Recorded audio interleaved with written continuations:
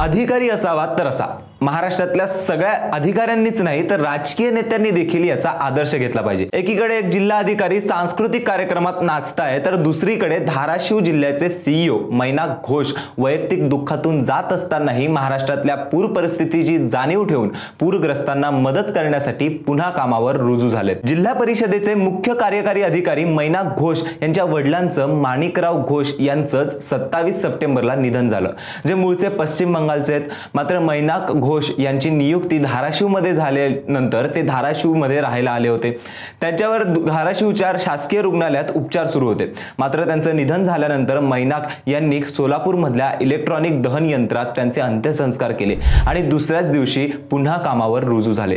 त्यांनी तुळजापूरमधल्या पूर परिस्थितीची पाहणी केली, पूरग्रस्तांना मदत केली। अगदी स्वतःच्या कर्तव्याची जाण ठेवून त्यांनी स्वतःचं दुःख विसरत समाजाला मदत करायला सुरुवात केली।